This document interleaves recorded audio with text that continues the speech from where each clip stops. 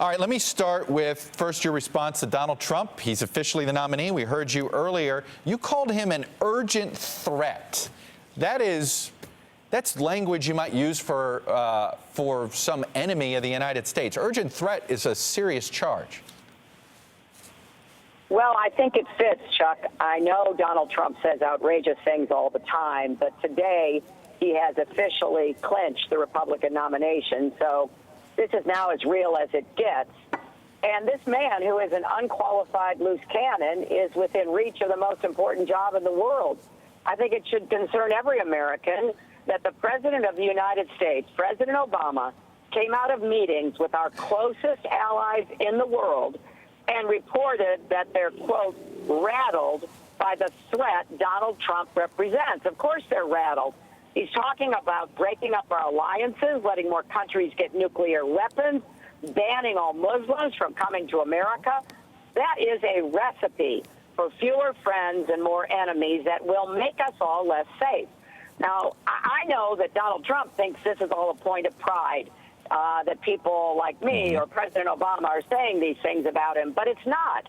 This is not a reality show. It's not just politics. This is serious. The entire world looks to the President of the United States for leadership and stability, and that is the kind of leadership I would provide if elected. But Secretary Clinton, we've got arguably over a decade of the country just not happy with how America's conducted foreign policy, whether it was by Republican President George W. Bush or Democratic President Barack Obama while you were Secretary of State. There's a frustrated electorate out there. Why shouldn't voters say, you know what? Why go and do it the same way we've been doing it over 20 years if it hasn't made us safer? And that's the way he is portraying this. Well, I think I have a lot of confidence in the American voters, Chuck.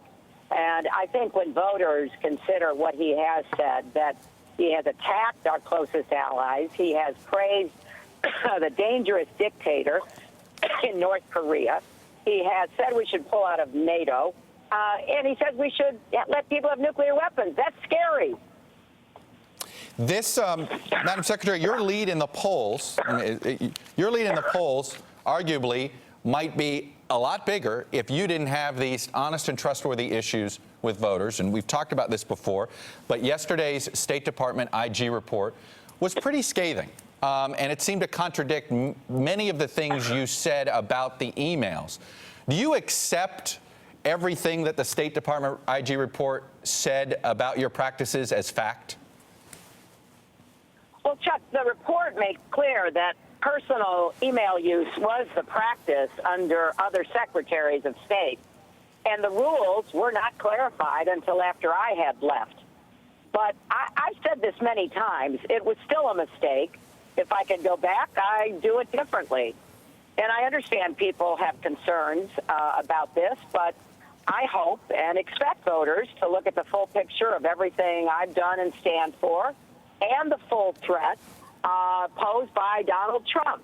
And if they do, I have faith in the American people that they will make the right choice. I got to ask you, though, about a specific email that was unearthed in this IG report, because it seems to contradict your reasoning for why you wanted a private email and a private server.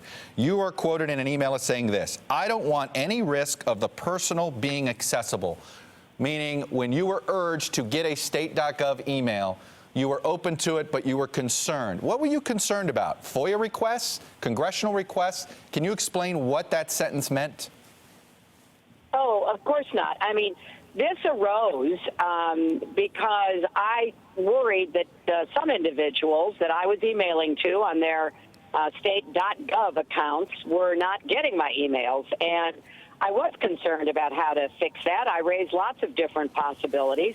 But ultimately, the technical problem was resolved, and I continued using my personal account for both work and personal emails because I did think it was convenient. However, I think it's pretty clear, looking back, what I thought was convenient turned out to be anything but. And as I have acknowledged, I should have just used two accounts. It was a mistake.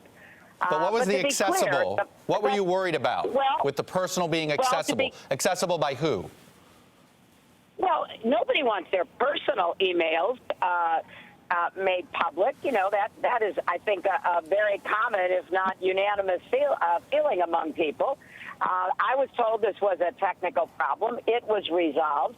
And I have, like everybody else I know, I separated out my official email. I send it to .gov accounts. And as I have said many times since, you know, it was a mistake. I should have had two separate accounts, so none of these questions would have been raised. But, you know, the fact is people have official accounts, they have personal accounts, and when it comes to personal, people don't want their personal email accounts made public.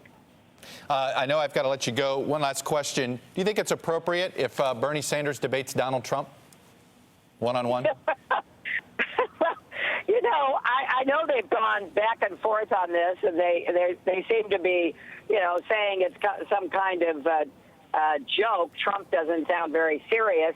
But I can tell you, I'm looking forward to debating Donald Trump in the general election. I really can't wait to get on the debate stage with him.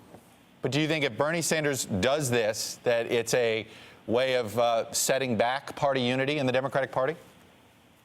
Oh, I don't think it's going to happen. I think that's pretty clear. And we're going to be unified.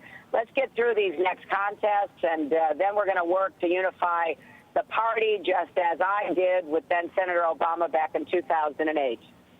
All right, Secretary Clinton, I know you're on the road. Thanks for calling in. Stay safe on the trail. Thanks. Great to talk to you. Bye-bye.